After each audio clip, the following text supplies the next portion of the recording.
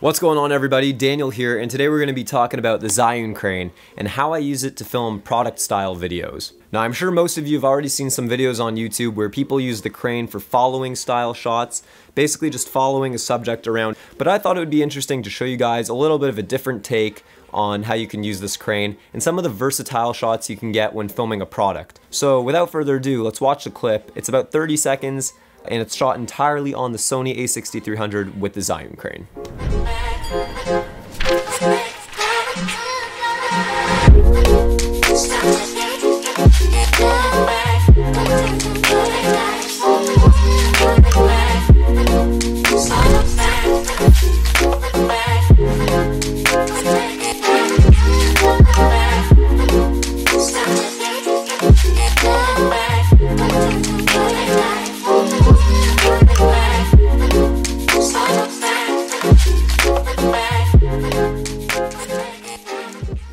So obviously this is different from your typical style of product video. We weren't shooting on a white backdrop because we wanted to actually showcase the creation of this burger, or sushi burger if you will. The Zhiyun Crane came in really handy for a lot of these shots, so let's get into some of them and how we can accomplish these looks.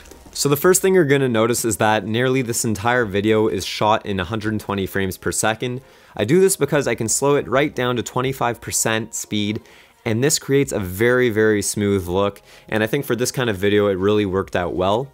The only shots that aren't in 120 frames per second were shot in 4K at 24 frames per second, and that is these first two clips right here. For this shot right here where he's placing the lettuce, all you have to do is click the joystick once, and the only way you can move the camera is if you use the joystick. As you pull up with the crane, you're gonna pull down on the joystick, and this creates that really cool crane effect, as you can see right here. And for this shot right here, we're actually doing the exact opposite of what we did before, where we still have the crane locked, but we're starting up high, and as we move lower, we're pushing up on the joystick. So for this shot, we actually have a sort of dolly-in effect, and we're just basically holding the crane horizontally and pushing in slowly.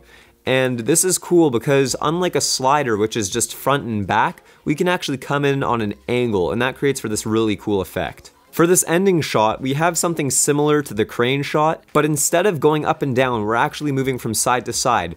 So essentially, I'm taking the crane and pulling it to the left while pushing the joystick to the right to have the camera rotate in the opposite direction we are moving.